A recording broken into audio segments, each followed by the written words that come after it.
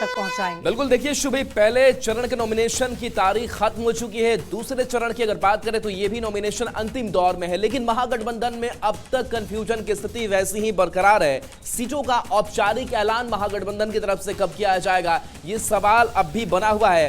पहले चरण का नामांकन खत्म हो चुका है और दूसरे चरण का नामांकन भी अंतिम दौर में है, और ऐसे में सीटों की संख्या का अब तक खुलासा नहीं हुआ है। बिना फॉर्मूले के मैदान में प्रत्याशी लगातार महागठबंधन के घटक दलों की तरफ से उतारे जा रहे हैं, और आरजेडी कांग्रेस की सीट अब तक स्पष्ट नहीं है। लेकिन कुछ ऐसी सीटें सामने आ गई है जहां पर आरजेडी और कांग्रेस बिल्कुल आमने सामने है। कहीं पर जो वाम दल है और कांग्रेस है, वो आमने सामने की लड़ाई इस बार के चुनावी मैदान में लड़ रहे हैं।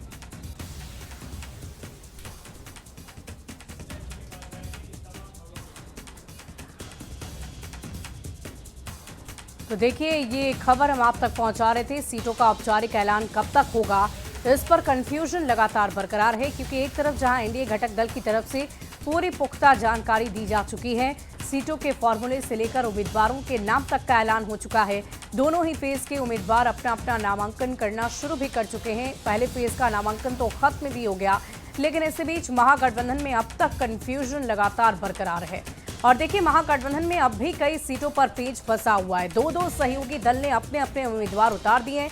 कहां फ्रेंडली फाइट वाली स्थिति बन रही है, चलिए आपको बताते हैं। देखिए, सबसे पहले हम बछवाड़ा की बात करेंगे। शिव प्रकाश गरीबदास बनाए गए हैं उम्मीदवार, और अवधेश राय सीपीआई माले से भी वो उम्मीदवार बना दिए गए हैं। यानी कि गठबंधन से ही दो पार्टियां और अलग अलग उम्मीदवार एक ही सीट पर। वैशाली की बात करें, अजय कुशवाहा को उतारा गया है राष्ट्रीय जनता दल की तरफ से, और आदित्य कुमार राजा को उतारा गया है लालगंज से कांग्रेस की तरफ से।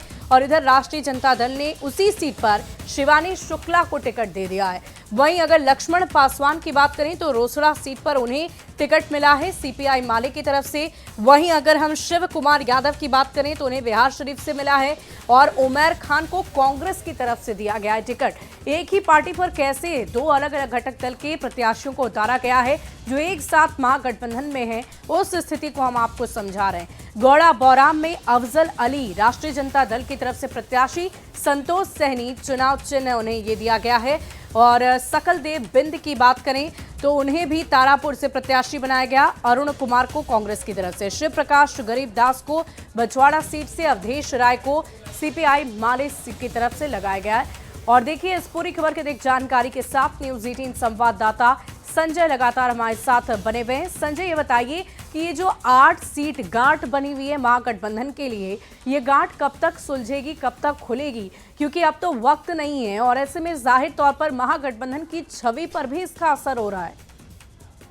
भी निश्चित तौर पर गांठ कब तक सुलझेगी ये तो महागठबंधन के नेता भी नहीं बता पा रहे हैं। और जो फर्स्ट फेज का नामांकन खत्म हुआ है कल, उसके बाद जो तस्वीर उभरी है उसमें साफ तौर पर यह पता चल रहा है कि किन सीटों पर आरजेडी और कांग्रेस आमने सामने है, किन सीटों पर सीपीआई और कांग्रेस आमने सामने। आपने सही सीटों की चर्चा की, पचवाड़ा हो, रोसड़ा हो, राजा फाकर हो, यहाँ सीपीआई और जो कांग्रेस के उम्मीदवार हैं वो आमने सामने हैं। कई सीटों पर आरजेडी और कांग्रेस के बीच फ्रेंडली फाइट की तस्वीर जो है वो सामने आ रही है। यानी कुल मिलाकर देखा जाए तो गठबंधन की राजनीति अजीबोगरीब तरीके से फंसती हुई नजर आ रही है। वाकई संजय, बहुत अजीबोगरीब स्थिति बनी हुई है, इसी की चर्चा हम बार बार कर रहे हैं। लेकिन अब हम आपसे ये भी जानना चाहेंगे कि आखिर महागठबंधन के पास अभी विकल्प क्या है? समय अब ज्यादा शेष रह नहीं गया है, तो ऐसे कैसे ये चुनावी रणभूमि में उतरेंगे और एनडीए जो एक मजबूत गठबंधन है उसका मुकाबला करेंगे?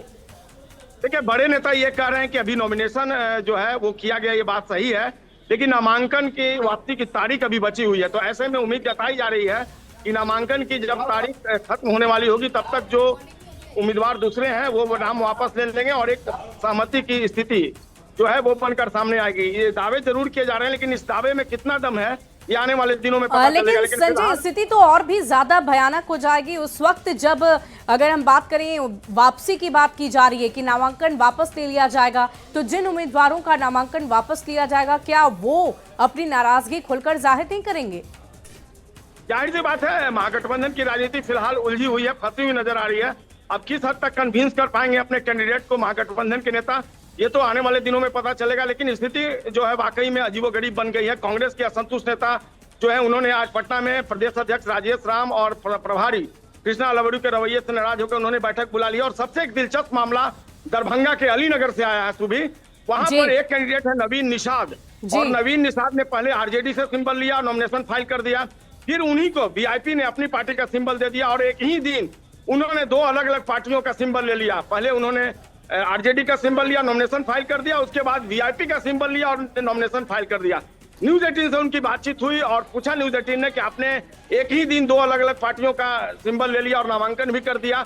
तो अब वो ये बता रहे हैं कि एक पार्टी का चलिए संजय, आपसे बातचीत करूंगी।